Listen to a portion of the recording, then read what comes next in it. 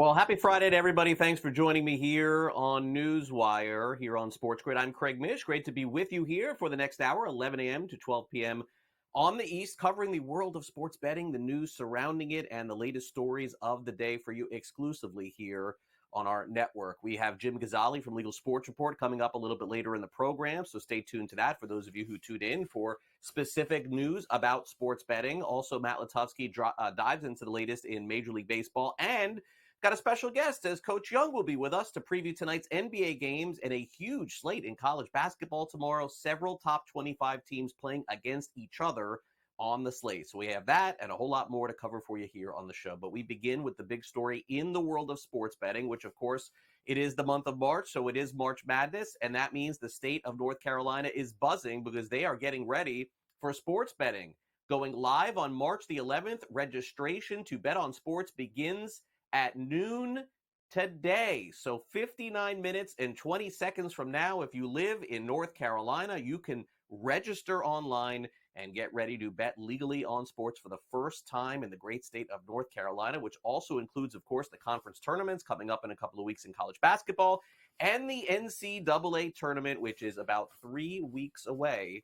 So get ready, folks, in North Carolina. You're going to be able to bet on sports for the first time and register before, so you don't run into any hiccups.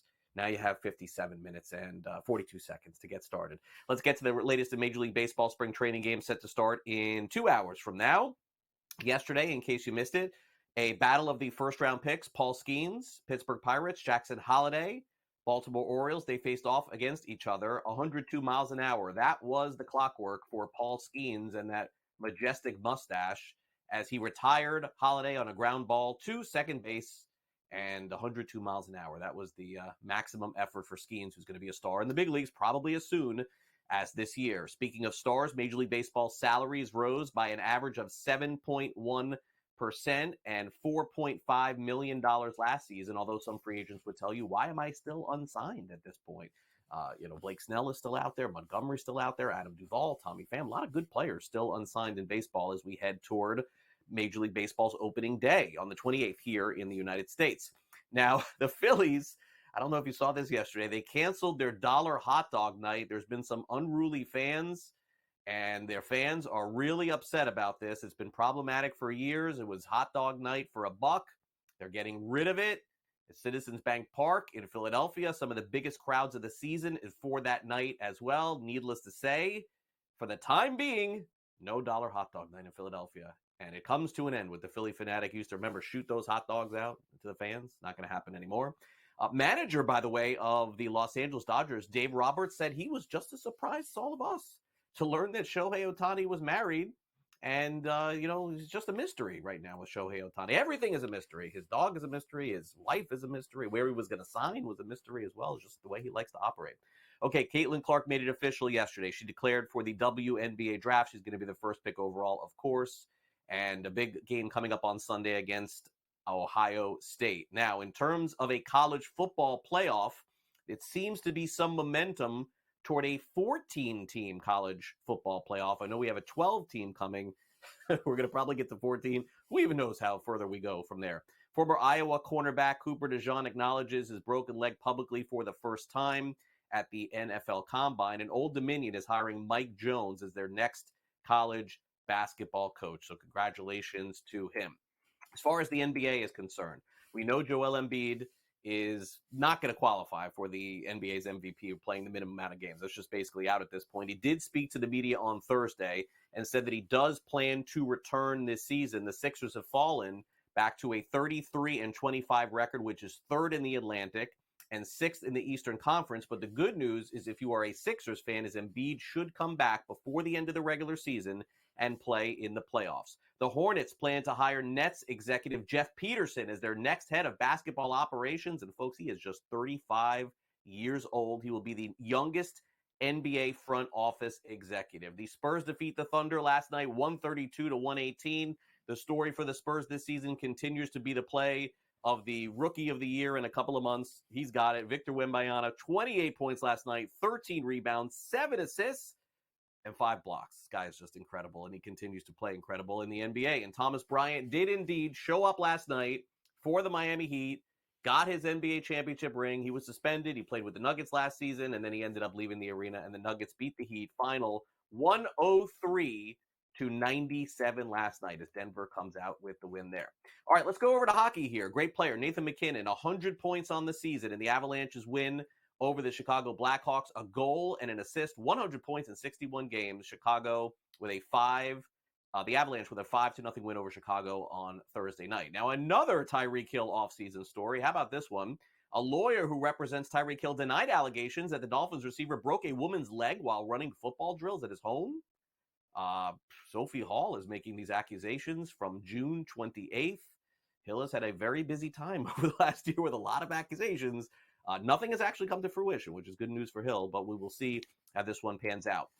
Alexander Mattison, remember him in the NFL, took over for Dalvin Cook, who the Vikings said goodbye to in the offseason. Now they're saying goodbye to Alexander Mattison. The move will save them $3.35 million against the salary cap, and I would guess that the Vikings will be heavily involved in at least the draft or maybe a free agent running back, and there are several out there as well.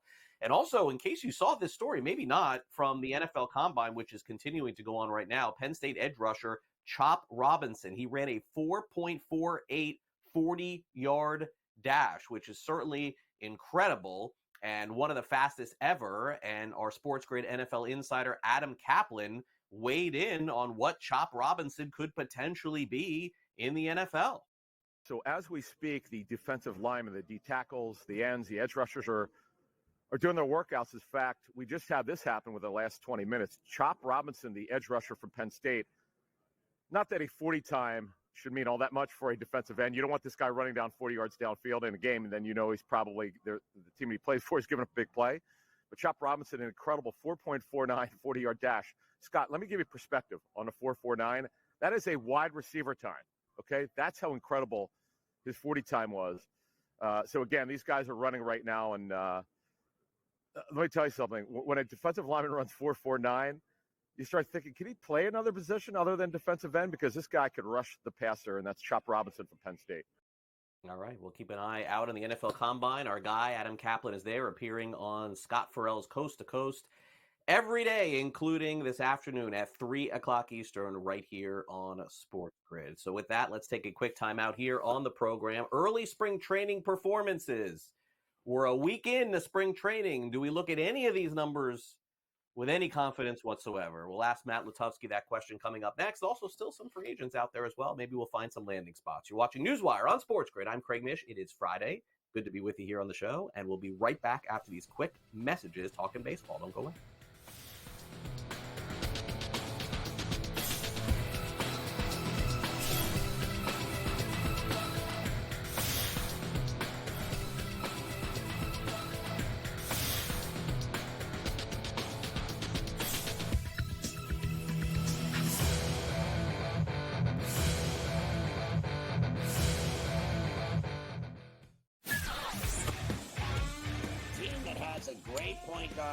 A great big that can block shots, a team that can play defense, and seniors that can put the ball in the hole. That's who you bet on.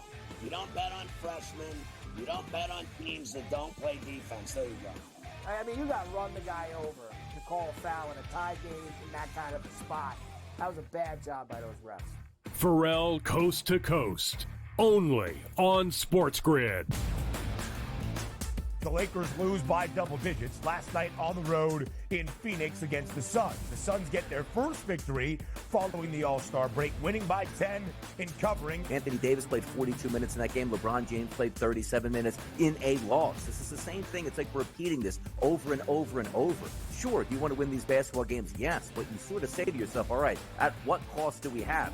The Early Line, only on SportsGrid. Like the Minnesota Wild were down by 2 goals today. They were down by 3 goals, actually, today at one point. And they came back and won. Like teams like, the Edmonton Oilers and the Coyote game went back and forth. The NHL really, you could argue, really is the best sport for in-game betting, where you can pull the trigger on both teams. Sports Rage Late Night, only on SportsGrid. Your gut says Miami is going to win, and you should take the over. Your gut also said your NFT selfies would only go up in value. They didn't. But your head is on SportsGrid and knows the QB is in concussion protocol. The backup has a 45 QBR against the zone coverage. The New York D has the most sacks in the league. So yeah, trust your head. It's smarter to be on SportsGrid. Anyone that's been to a sporting event, the atmosphere before a game, I think Game Time Decisions has that same exact atmosphere. This is our arena. This is what we do. There is going to be an energy to Game Time Decisions that you will feel night in and night out. The excitement you get when you lock your bets in, when you're figuring out what you want to do, we can zone in on the biggest games each night. I want this to be the place that people come to before the games start so they feel as ready as possible to lock in their cards. We are going to hit every single one of those markets that you need to know about. We're going to go through every single thing, and I've got a great team behind me that's going to help me get the job done. There is not going to be a better place, I promise you, than Game Time Decisions to get that new information, react to it, and be able to then bet accordingly. We will have everything at our disposal, and we will use that to our advantage. I'm Kevin Walsh. Tune into Game Time Decisions from 6 to 8 p.m. Eastern on SportsGrid.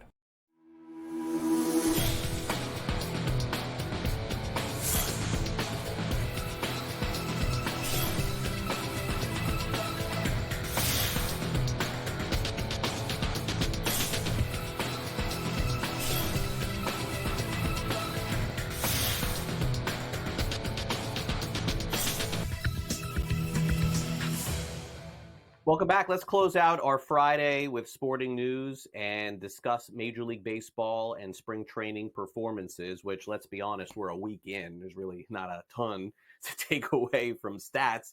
But Matt Lutovsky and I will do our best here for the next 10 minutes or so. And Matt, I'll be back out tomorrow in Jupiter. I think I'm seeing the Marlins and Mets tomorrow. I think that's on my schedule. And looking forward to chatting with you about some of the things we've seen thus far.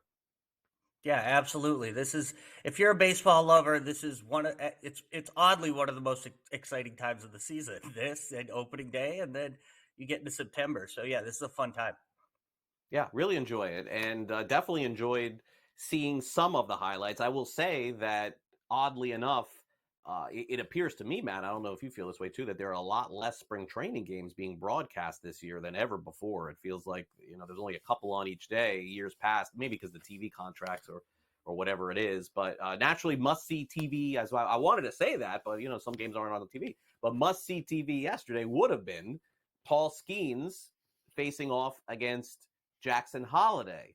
And I would imagine, Matt, that both of these guys, former first-round picks, I think we're going to see both of them in the big leagues this season. Holliday with an outside chance to make the team on opening day. They've talked about that. The manager has, the GM has. I wonder if that will actually happen. Skeens, I'm not sure that he'll be in the big leagues week one, but with these new rules that basically give you an extra draft pick if you finish top 2 or 3 in the Rookie of the Year voting, I could see Skeens being in the big leagues very quickly. Yeah, I think so. It's always tough with these guys because all it takes is a bad week or a little bit of a bad start in the minors, and next thing you know, they're hanging around a little longer. And obviously, if there's an injury too, but I mean, we saw it. Hopefully, people saw it somehow secondhand, but we saw it that his stuff is just nasty. It's undeniable. I mean, I think half of his pitches are close to or clocked at over 100. He was coming in at 102. Even if that's juice, that's impressive. So he has the stuff, and he's playing for a team that, let's face it, I don't think will mind a little development at the big league level either with him. So yeah, he was impressive. I think he lived up to the hype, and we're gonna get to keep seeing him here throughout the spring. And yesterday had a little extra juice given the team he was facing and the other number 1 picks he was facing, but he lived up to it. And now it's going to be fun to see him keep expanding his workload, go deeper into games, and see if he can keep bringing it that way because he has the stuff. There's no denying it. Yeah, no, I mean, it reminds me a lot of when Strasburg came out of college and went to the big leagues. He was like must-see TV, and he was awesome, won a World Series and all that. Unfortunately, his career ended way too soon. Okay, so the career of James Wood is starting pretty fast. I mean, is there anybody hotter in the first week in spring training than him? And Matt, at the time when the Nationals traded Juan Soto, I mean, fans were just like up in arms. How could you do this with a generational talent? I mean, these guys, I mean, what a trade. I look, again, they haven't played in the big leagues. All of them haven't played. CJ Abrams has, but my gosh, this looks like a trade that's going to start the franchise over again. And Wood is one of like the 3 key pieces they got back in that deal. He's been fantastic.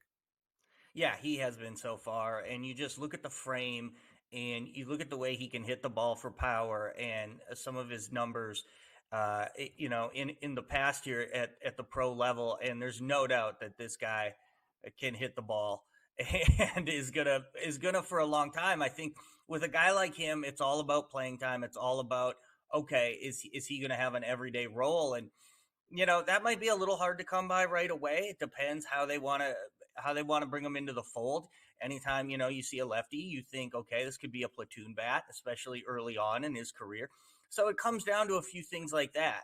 Playing defense, what are your splits, and whether or not you can stick full time. But the way he's hitting right now, you just think, yeah, get him in the lineup every day and let him do his thing, and you hope that can carry over throughout the rest of the spring and then hopefully into the regular season, because he has the type of frame and the type of bat where he's going to hit a lot of home runs in the major leagues.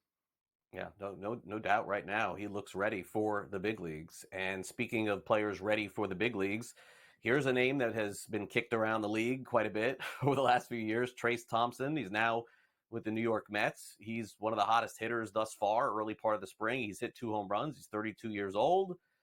Mets probably going to have to make a decision on him in the coming weeks, depending on his contract, minors, majors, etc. I don't know. I mean, is this a performance that means anything to you, Matt, at this point? Because, again, he's played on so many different clubs. It's kind of hard to look at any player at this stage who's played on, I think, 5 teams in 3 years as somebody legit. But the Mets did move a lot of players in the offseason. Do you think he has a chance to stick? Yeah, I think he has a chance. What's interesting about him, too, as you look at it, and 2 years ago, he was pretty good. Like, it was a pretty solid year. And then last year was just horrendous. So at this age, like you mentioned, 32, you have to wonder, well, you figure he's declining. So you have to think that last year is more in line with what we're going to see from him going forward.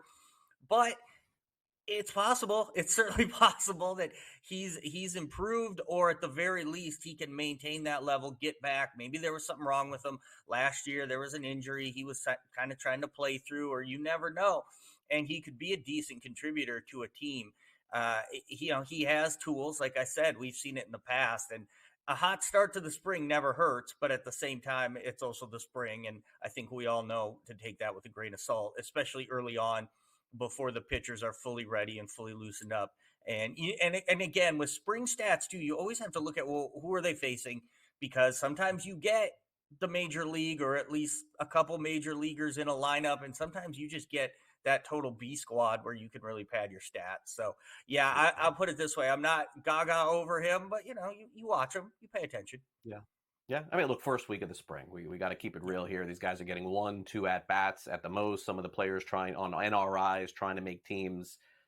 Starting next week, you start to get a little bit of a better grasp as to what's going on. And then week 3 is really when, you find out whether or not players are going to make the team. Another one would be Colton Cowser, another top prospect of the Orioles, who's off to a great start. Very limited sample and at-bats. I get it. Quite frankly, I am surprised a little bit, Matt, that Cowser wasn't moved in the offseason. I thought that maybe he would go somewhere else to get a pitcher back. They already have Mullins. They have Austin Hayes. They have other players on the way as well. But maybe Cowser finds a way to the roster. I kind of feel like, is he better, suited as a 4th outfielder for Baltimore, or better suited to just get play every day in AAA? Yeah, I mean, it probably play every day, but again, with a lefty, you're thinking platoon. If they need it, if there's an injury, he's there for you. So I think he is going to play every day at first. But then when he eventually gets his chance, I think he has the ability to really help the team, and we're seeing it right now early in the spring. Yeah, last one, pitcher on the Arizona Diamondbacks, who we saw a little bit last year. Ryan Nelson is just striking out everybody. And again, I think you made a good point. You got to look at who they're playing against, and is it AAA guys, AA guys, young kids, major leaguers. But Nelson's probably going to be in the Diamondbacks rotation, I would guess, right, Matt, at the back end? I would think so. It's interesting when you look at what he did last year at the major league level, and the strikeouts rate wasn't nearly as high as what he's doing now. And that's when you always wonder, oh, did he add a pitch, or is there something in the offseason? Because we see this a lot. I feel like in the past it didn't always happen this way. It was kind of like, okay, we kind of know what this guy is. But now guys are adding pitches all the time, changing launch angles for the hitters. So he's going to be fun to watch because all these Ks early, could be indicative of a breakout. Could be indicative of a bunch of career minor leaguers that he's striking out, or a bunch of 19-year-olds. So, yeah, I think he'll be in the rotation, pitch, like he was last year, and we'll see if he can improve it. But he's going to be real interesting to watch. Very talented player, I think, based on what we're seeing. All right, great to catch up, Matt. Thanks again for coming on NewsWire. Have a great weekend. Yeah, you too. Thank you. All right, Jim Gazzale's up next. You could register to bet legally in the state of North Carolina in 40 minutes. We're going to dive into what that potentially means for the future next with Jim Gazzale of Legal Sports Report. Stay with us here on NewsWire. I'll be right back.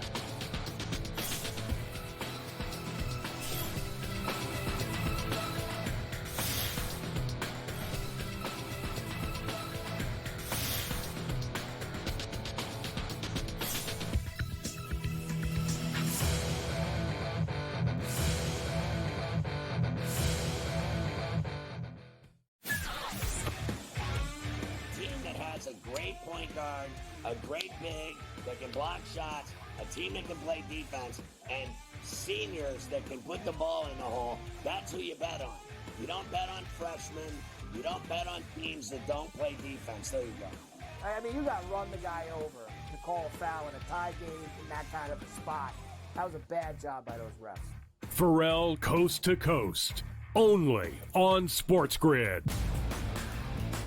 The Lakers lose by double digits last night on the road in Phoenix against the Suns. The Suns get their first victory following the All-Star break, winning by 10 in covering. Anthony Davis played 42 minutes in that game. LeBron James played 37 minutes in a loss. This is the same thing. It's like repeating this over and over and over. Sure, do you want to win these basketball games? Yes, but you sort of say to yourself, all right, at what cost do we have? The Early Line, only on SportsGrid. Like the Minnesota Wild were down by 2 goals today. They were down by 3 goals, actually, today at one point. And they came back and won. Like teams like, the Edmonton Oilers and the Coyote game went back and forth. The NHL really, you could argue, really is the best sport for in-game betting, where you can pull the trigger on both teams. Sports Rage Late Night, only on SportsGrid. Your gut says Miami is going to win, and you should take the over. Your gut also said your NFT selfies would only go up in value. They didn't. But your head is on SportsGrid and knows the QB is in concussion protocol. The backup has a 45 QBR against the zone coverage. The New York D has the most sacks in the league. So yeah, trust your head. It's smarter to be on SportsGrid. Anyone that's been to a sporting event, the atmosphere before a game, I think Game Time Decisions has that same exact atmosphere. This is our arena. This is what we do. There is going to be an energy to Game Time Decisions that you will feel night in and night out. The excitement you get when you lock your bets in, when you're figuring out what you want to do, we can zone in on the biggest games each night. I want this to be the place that people come to before the games start so they feel as ready as possible to lock in their cards. We are going to hit every single one of those markets that you need to know about. We're going to go through every single thing, and I've got a great team behind me that's going to help me get the job done. There is not going to be a better place, I promise you, than Game Time Decisions to get that new information, react to it, and be able to then bet accordingly. We will have everything at our disposal, and we will use that to our advantage. I'm Kevin Walsh. Tune into Game Time Decisions from 6 to 8 p.m. Eastern on SportsGrid.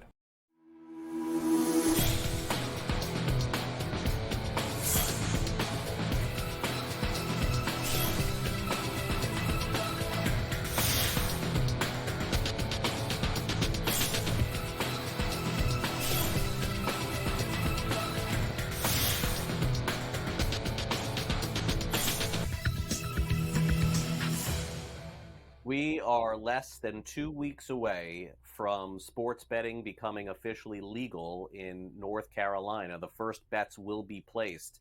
Registration is opening today in about 30 minutes from now. So let's bring in Jim Gazzale from Legal Sports Report to talk about how this potentially will look online as registration gets started. And Jim, I know you'll be following this story all day, won't you?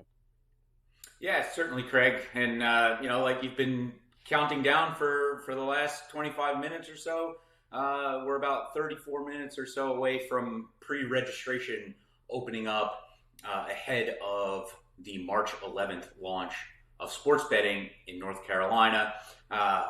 Those signups do begin today at noon. Those first bets, week and a half or so, 11 days after today. A couple of interesting things about the registration happening today. Obviously must be 21.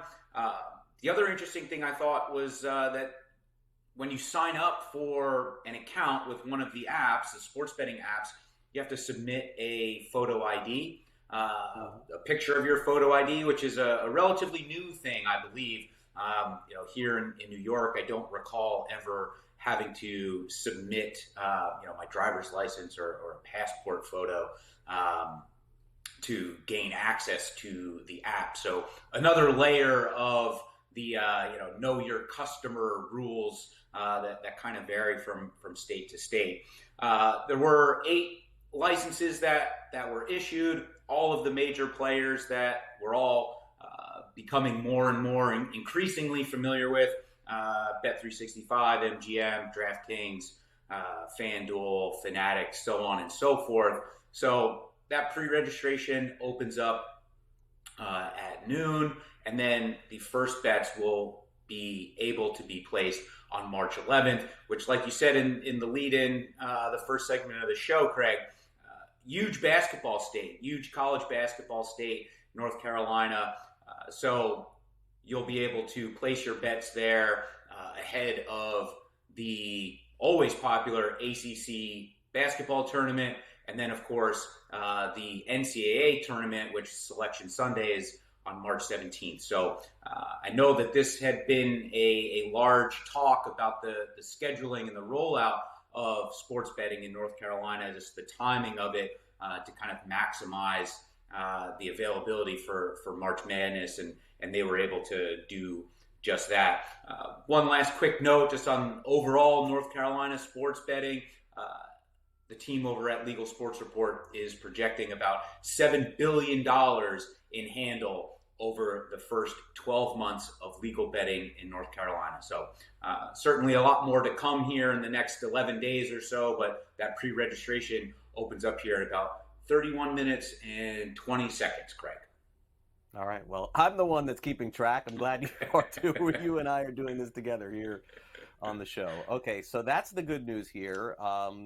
Part of it is obviously which operators are going to be performing, or I would say taking bets, so that's probably a better terminology in North Carolina. DraftKings is one of them. Who else will be involved in this? Like I mentioned, there'll be DraftKings, Bet365, MGM, Fanatics, FanDuel, ESPN Bet, Caesars is available as well, and Underdog will have their sports betting app available in North Carolina. DraftKings, like you mentioned, is partnering with NASCAR, and I know we had briefly touched on this a couple of weeks ago on the show, Craig, and I spent some time in recent days just kind of digging into some numbers around NASCAR betting and just kind of how things have been tracking. Obviously, it's not the most popular sport to bet on in the U.S., and we're seeing, at least in Illinois, I was able to pinpoint some data. They break out motorsports as a handle breakout for specific data. And they reached $11.5 million in motorsports, which obviously would include NASCAR, IndyCar, Formula One, and some others. $11.5 million in 2023 in Illinois, and that motorsports handle, which in Illinois was 0.1% of overall handle. When I spoke to some folks at NASCAR, they're really banking on the launch of North Carolina sports betting to really accelerate some growth for that NASCAR betting handle, obviously in North Carolina, but across the country as well. They saw some positive trends from 22 into 23, but handle across NASCAR betting, they told me it was relatively flat, maybe a little bit of a smaller positive trend in 23. So they're really banking on North Carolina to help accelerate that growth. One of the things that they talked about with me a few weeks ago was their in-race betting. They're working with a company called InVenue, which provided the odds and statistics that you saw in the Apple TV app when they broadcasted their MLB games on Friday nights. That same company that provided the data for those MLB broadcasts is working on an in-race product for NASCAR that they hope to be rolling out sometime this summer. So, certainly room for growth for NASCAR. North Carolina is going to be a big part of that, along with that in-race betting. So we'll certainly see how things progress there, over the next couple of months as North Carolina gets online here in the next couple of days. Yeah, just in time for the NCAA tournament. And as you mentioned, some of the conference tournament action as well, which are very big in North Carolina with UNC and Duke and Wake Forest, NC State, etc. Just a lot of college basketball flavor going on this month. All right, well, a little surprised to read before the show our next topic here, which is not the fact that Vermont has sports betting, but the fact that Vermont is a tourist attraction. Didn't know that to start. No offense to anybody in Vermont. And secondly, Jim, the fact that people who are coming in town, I guess, are betting on sports, and tourism is responsible for some of the numbers that are on the positive side for them. You'll have to explain this one to me because I was surprised reading this. Yeah, you're absolutely right, Craig. And I think I was a little bit surprised by it as well. Speaking to some regulators in Vermont over the last couple of days, and they rolled out their January sports betting figures from January 11th when they launched to the end of the month, the 31st. So 20 days, we'll round up and call it 3 weeks. They had about $20 million in handle, and out-of-state bettors accounted for 36% of that. They were 40% of the overall players in the state during those 3 weeks. There's about 52,431 players using accounts in Vermont over those 3 weeks, and out-of-towners made up 40% of that. I live not too far from the Vermont border, and I guess you could consider me a Vermont tourist a couple of times a year. And certainly this time of year is huge there with all the ski mountains. So they did tell me that Killington, which has a very popular ski mountain in the Northeast, was one of the most popular sort of hotspots for sports betting over the initial couple of weeks there in Vermont. So the regulators told me that they were surprised and pleased, obviously, by the tourists coming in, most likely from New York, New Jersey, Massachusetts, Connecticut, Pennsylvania, all legal sports betting states that these tourists could come in from and continue to seamlessly use those sports betting apps. The interesting part to that too that I found was $37 per bet on average for out-of-state bettors compared to $18 per bet on average for in-state, Vermont residents betting, which I thought was pretty interesting. But as I dove into that a little bit more, I guess it makes pretty good sense, seeing as though those states that I just mentioned do tend to have higher per capita betting dollars. Comparatively across the country, there's some of the highest ones. So that certainly would make sense. Not to get too sciencey and nerdy here with you, Craig, on a Friday, but the other tourist attraction apparently coming to Vermont in April is the total solar eclipse. The regulators were telling me that Vermont is going to be a popular tourist destination for that here during that first week in April. Hotels are already booked, and they're excited to see just how that event also positively impacts sports betting, much like the ski season did there in January, and they saw some positive trends for February as well. They've already boosted their fiscal outlook. They were projecting $1.2 million in tax revenue from sports betting over the first 6 months. They already hit that in January, so they upgraded that, looking at about $3 to $3.5 million now in those first 6 months. So tourists really driving a positive trend here in the first couple of weeks and months of sports betting in Vermont. Yeah, now it makes sense as somebody who doesn't ski that I'm not up to speed on tourism in Vermont, and also the solar eclipse. Probably not on my bucket list for this year, but I get it. I understand it. Makes sense, Jim. Thanks for enlightening me on the story. Appreciate it. Have a good weekend. We'll see you next week. All right, thanks, Craig. You too. All right, Jim Gazzale with us. I guess I got to get a hotel to see that solar eclipse in Vermont. Got to head on up. Take some time off here at SportsGrid. Yeah, I'll get away with that. Anyway, all right, coming up next, we will preview a couple of games in the NBA tonight. Coach Young is with us to talk NBA and college football.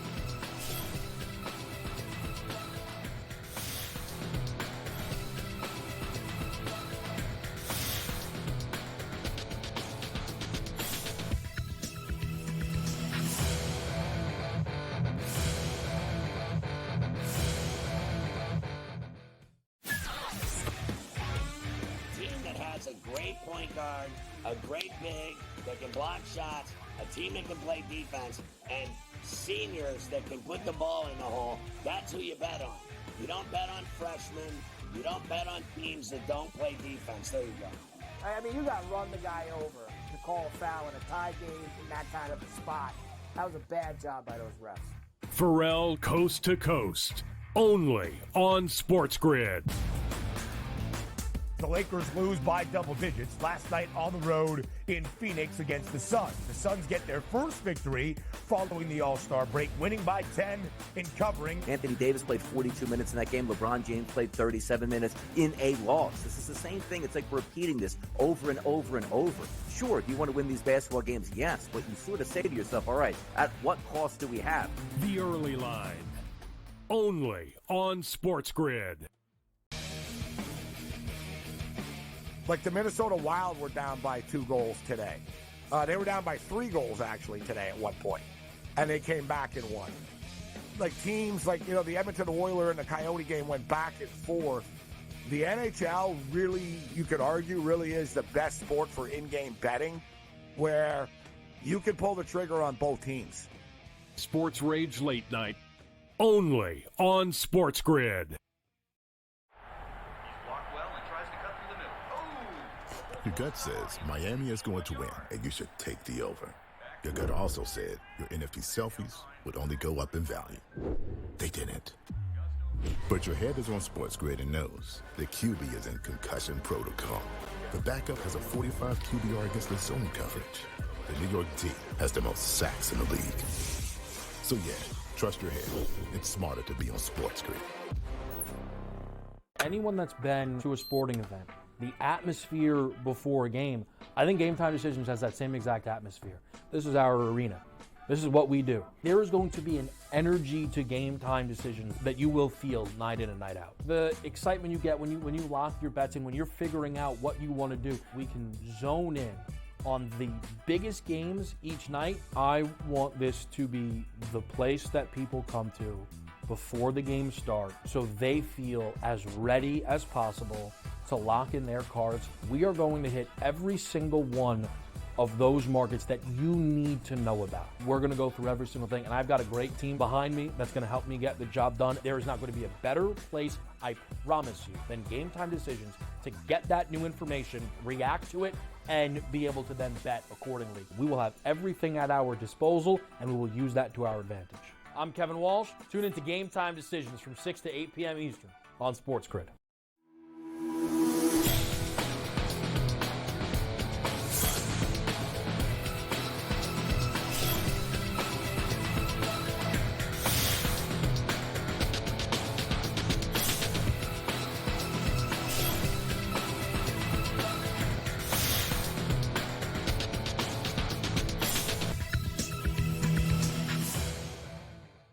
Welcome back to NewsWire here on SportsGrid. This morning, the Philadelphia 76ers announced that they are going to erect a statue of, guess who? The answer, Allen Iverson will get his own statue, of course, in Philadelphia. One of the greatest players in the history of Philadelphia 76ers basketball. Took them all the way to an NBA Finals appearance against the Los Angeles Lakers. He's already in the Basketball Hall of Fame.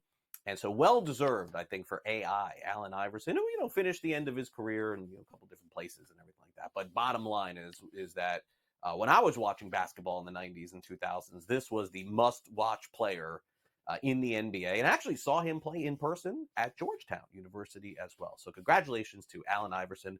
Well-deserved. The answer gets his statue there. All right, are they going to build a statue for Ben Stevens here on SportsGrid for his performance on the early line? I don't know. I haven't got that memo yet, but he does a great job. In fact, he's going to preview a couple of games in the NBA tonight. We've got the Kings taking on the Minnesota Timberwolves. We've got the Pacers taking on the New Orleans Pelicans. We'll give you the spread, the total, and maybe give you a lean on a couple of games tonight. Here's Ben with a preview. Craig, it is the month of March. As you can tell from my shirt, a highlight of this festive time in basketball. This, of course, for college basketball and the big dance on the horizon, just over 2 weeks away from Selection Sunday.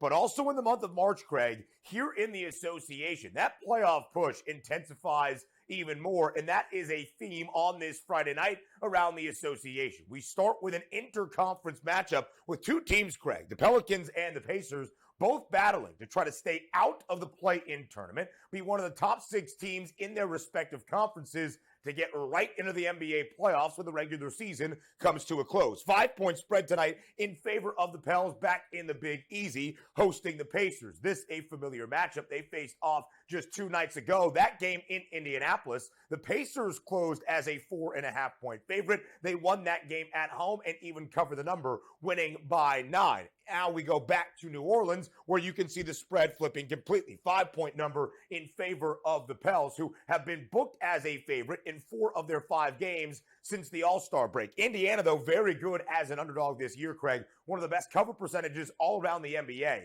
18, 12, and 2 against the spread. That's a good cover team, but also as a dog, check that money line price. 16 of those 18 covers, an outright victory for Indiana. And anytime the Pacers are playing in a basketball game, you must focus on the total at 238. Staying under the number of 240. The game a couple of nights ago in Indianapolis would have been under this total as well. As we go around the association, now we head out to the Western Conference, where the Timberwolves in a battle for that top spot, now a full game advantage over the Oklahoma City Thunder. 6-point spread tonight in Minneapolis in favor of the T-Wolves against the Sacramento Kings, who are also very good as an underdog this year. 11-8 against the number. Flip that for their outright record as a dog.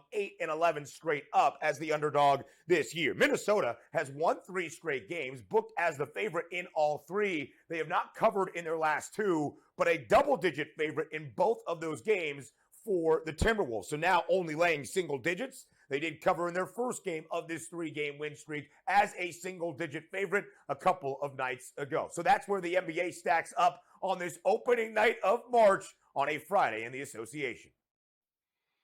All right, thanks very much, Ben. We'll check back with Ben Monday morning on our next edition of NewsWire. Now let's check in with our friend Coach Young, who is getting ready for his betting around the rim weekends here on SportsGrid and getting ready to chat it up with me about some NBA and also get into college basketball, which, by the way, there are some huge games tomorrow in college basketball. I don't recall a Saturday with this many teams in the top 25 playing against each other. I mean, maybe I just haven't paid that close attention, but it seems like tomorrow's slate is crazy. Coach, great to have you back here on NewsWire. We'll preview those and the NBA as well. Thanks for coming on. Thanks for having me on, Craig. Yes, 5 games with matchups of top 25 teams starting at noon p.m. It is going to be absolutely scintillating all day college basketball. We are officially in March. We definitely are, and Coach will be on the air live tomorrow for you. But first, let's get into the NBA. Really fascinating story coming out of this with Lonzo Ball, who has been unable to sprint, had some injury issues, but yet was able to dunk the other day, and this was caught on video as well. So we all want Lonzo back and playing in the NBA, but sort of odd mixed messaging here, I would say, from that dunk right there, Coach. Well, listen, I can't do that. I am 47 years old, and I could probably still dunk a basketball at 6'5". It doesn't take a ton of effort. But yeah, the concern is, yeah, you can dunk a basketball. It's going just lateral, going just dribble, dunk. But running full court, cutting, moving, that's something completely different. And Alonzo Ball, folks, let's be honest, the Chicago Bulls have not been the same since he went out. They were playing extremely well a couple of years ago, but leading up into the playoffs when he got hurt, and they've not been the same. And it's been a team that, kind of in a flux. Also, the fact of Zach LaVine being out for the rest of the year. Billy Donovan, there's rumblings if he's going to even be back next year. So Chicago, I'm sure, is hopeful that Lonzo will come back. But this kind of injury, Craig, even if he comes back, don't expect what you saw before it, man, which was a point guard that was really improving, could shoot the ball pretty well, and one of the better and more underrated defenders on the perimeter. I don't think you're ever going to see that Lonzo Ball ever again. Yeah, no, and it's a shame because, again, the Bulls could really use him to make a playoff push of some kind. They're an underdog again tonight. They've been like this most of the season against the Milwaukee Bucks. Milwaukee 3.5-point favorites on the road, total of 221.5, which used to be very high for the NBA. Now it's sort of on the lower side, believe it or not, for the NBA as well. Who do you like tonight? Well, if you look at a team like Milwaukee, they have been absolutely on fire since the All-Star break. I've said on the network a bunch of times that I thought their win total of over 15.5 at the break was important because, correct, Milwaukee needed to get off to a good start, right? They were 3-7 with Doc before the break. They've won a bunch in a row. They're starting to play better basketball versus the Bulls team that really has been kind of up and down. And listen, I know they got that big win over Cleveland, but Cleveland was also coming off a back-to-back. They kind of waited it out. The night before, they had lost to Detroit. So to me, a Milwaukee team that needs it, really playing well, and now that Cleveland's lost a couple of games, maybe they could start to look at that 2 seed. Give me the Milwaukee Bucks minus the points on the road. All right, fair enough. Now, when you're playing games on or against the Boston Celtics, the first question that you have this season is, are they at home? Because when they are, they're the best team in the NBA. And they're laying a huge number. I mean, you basically can't make the lines high enough for Boston at home. I mean, Dallas is not a bad team. Boston's 10-point favorites tonight with a total of 237. But the danger here, Coach, is that if you're going to fade Boston and you're going to take Dallas, I mean, you may get crushed. I mean, this is just how good they are. Is there an alternate play, like a first half play, if you want to take Boston at home, or do you just stay away? Well, this is the really interesting line of the night because Boston's getting projected the way that they've played all year. But this is a big number for a Boston Celtics team. And a Dallas Mavericks team, folks, that's really been playing really good basketball over the last month or so. They've covered against the spread, I think, 4 out of the last 5, 8 of their last 10 games. So they've been pretty good. But a Boston team that's covered 4 straight. Now, if you look at the 4 they've covered, Philadelphia without Embiid. At the Knicks, without, obviously, Randall, without a bunch of guys, right? At Chicago, they're not good. At home Brooklyn, not good. So I think this is a spot where you may be able to get a little bit of value here. I'm going to go with Dallas. I think Luka can keep it close. Folks, it's going to come down to the matchup between Kyrie and Derek White. If Kyrie can get loose a little bit, now you know how people love him in Boston, really not really like him at all. But I think Kyrie has a good game tonight. I don't think they win, but give me the Mavs plus the points. I think that's a little bit too much when you're getting close to double figures. All right, we're going to play with that fire in Boston tonight and fade the Celtics, take the 10 points, says Coach. Okay, so you mentioned it. We've got a ton of games tomorrow, and Coach will be previewing these tomorrow morning on Betting Around the Rim. Now, I'm a little disappointed my producer Sam left the Gators off this graphic here. That's okay. I mean, that's my biggest interest game tomorrow against South Carolina. I'll let him slide for today. But let's go over some of the games here. And there's a lot, so I don't know how much time we're going to have. But we've got Kansas Baylor, Marquette Creighton. That's a huge one. Virginia is at Duke. The SEC is actually back this year, I think, Coach. I mean, Tennessee's 4, Alabama's 14, and South Carolina, Florida. Number 1 team in the country, Houston, is at Oklahoma. Gonzaga got that big win last night at San Francisco. I don't know. Can they beat St. Mary's? I mean, I didn't see that the first time these 2 teams played, but they will play also this weekend as well. Well, it's just an outstanding day of college basketball. I'm going to just run through them really quick. Kansas at Baylor. Kansas, can they play on the road? They've kind of showed an inconsistency in regards to that. Marquette at Creighton is a huge game. If Marquette can find a way to win, they can start to look at that fourth number 1 seed. Obviously, we know that UConn, Houston, and Purdue are those 3 other 1 seeds. So that'll be an interesting game there. But Creighton, I actually like Creighton at home. I think it's going to be a great game. Virginia, Duke. Virginia's really got to get this win. They are firmly on the bubble. Tennessee, Alabama. This is going to be about pace. Tennessee wants to slow the game down. Alabama runs it as good or better than anybody in the country. Houston, firmly cemented as the number 1 team in the country. I think they're the second best team when it comes to winning the tournament behind UConn. At Oklahoma, a team that's kind of been up and down. But I really think, Brad, out of all the matchups, the most intriguing matchup is really Gonzaga at St. Mary's, a Gonzaga team, Craig, is playing really good basketball as of late. I mean, Nemhard, the transfer from Creighton, has really given Mark Few a boost. Folks, they were talking about Gonzaga firmly on the bubble. Well, if they had got that win at San Fran and then they win at St. Mary's, those are 2 quad 1 wins back to back. That will put them in the tournament. Huge game with huge implications. If Gonzaga wins, then you're looking at they should be probably in the tournament. If they lose bad, maybe they're out. If it's close, firmly on the bubble. Huge game in the West Coast Conference tomorrow night. All right, Florida, South Carolina. No graphic. Give it to me. Well, this is about what South Carolina team is it, right? Is it the team that was beating everybody or the team that sort of stumbled, including losing versus LSU? A Florida team that's playing really, really well. Now, can they do it again? And I think this Florida team is for real. It's amazing that coach left and went over to Georgia, and they may have got the better deal of the two. But I really do like Florida. I like this team. They've had some close games with Kentucky. South Carolina, I know they've been a great story. Lamont Paris has been one of the best stories of college basketball this year, along with Grant McCaslin over there at Texas Tech. Give me Florida. I think they get the job done tomorrow. I like it. Well, Coach, it's your month here on SportsGrid, and it's always your time here on our show. But really, I know you really love this time of the year. We love having you on the show. Thanks again for coming on. I hope you have a great weekend. Hey, listen, it's March. Like Craig said, betting above the rim 1 to 3 p.m.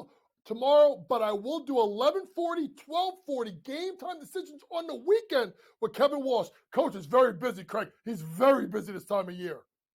I hear you. So am I. Baseball season too. Fun time of the year, I think, without a doubt. All right, Coach Young, have a great weekend. We'll see you next week. Thanks, Craig. All right, we got to take one more time out here on the show. Coming up next, an NBA player this week was revealed to be in a music video. Who was it? And which video was it as well? I'm going to reveal to that next. Also, college football has approved some new changes for next season. I'm going to tell you what those are. We just found out about this a half hour ago. I'll have it for you next.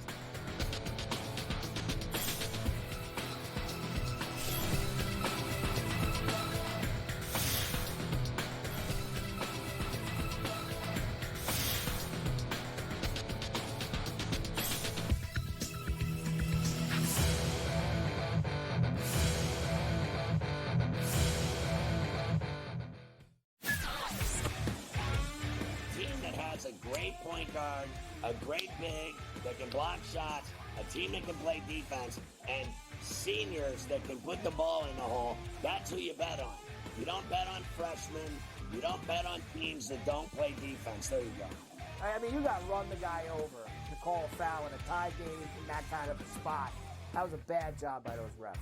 Pharrell Coast to Coast, only on SportsGrid. The Lakers lose by double digits last night on the road in Phoenix against the Suns. The Suns get their first victory following the All-Star break, winning by 10 in covering. Anthony Davis played 42 minutes in that game. LeBron James played 37 minutes in a loss. This is the same thing. It's like repeating this over and over and over. Sure, do you want to win these basketball games? Yes, but you sort of say to yourself, all right, at what cost do we have? The Early Line, only on SportsGrid. Like the Minnesota Wild were down by 2 goals today. They were down by 3 goals, actually, today at one point. And they came back and won. Like teams like, the Edmonton Oilers and the Coyote game went back and forth.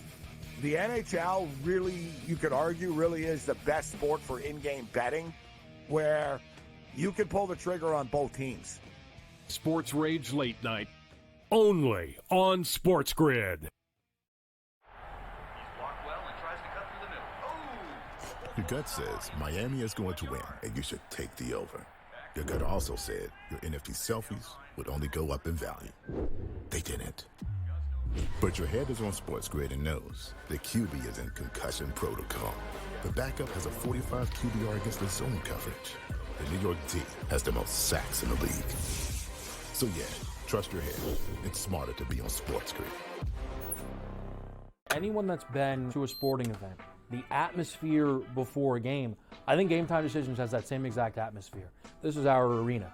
This is what we do. There is going to be an energy to Game Time Decisions that you will feel night in and night out. The excitement you get when you lock your bets in, when you're figuring out what you want to do, we can zone in on the biggest games each night. I want this to be the place that people come to before the games start so they feel as ready as possible to lock in their cards. We are going to hit every single one of those markets that you need to know about. We're going to go through every single thing, and I've got a great team behind me that's going to help me get the job done. There is not going to be a better place, I promise you, than Game Time Decisions to get that new information, react to it, and be able to then bet accordingly. We will have everything at our disposal, and we will use that to our advantage. I'm Kevin Walsh. Tune into Game Time Decisions from 6 to 8 p.m. Eastern on SportsGrid.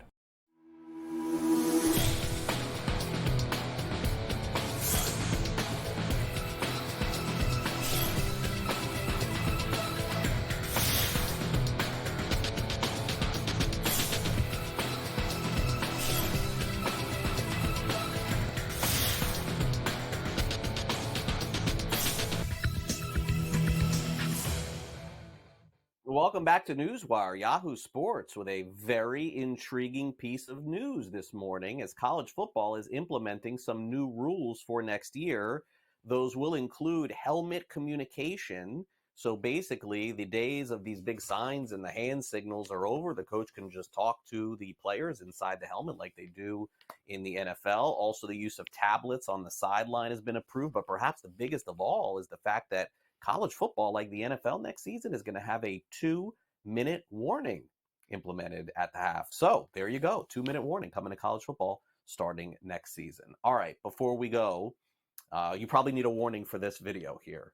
Now, believe it or not, this is, if you missed the preseason in the NBA, Jimmy Butler always has like these, sort of, new looks, I would say, that he creates for the photo day of the Miami Heat. This year it was emo Jimmy look, Jimmy Butler.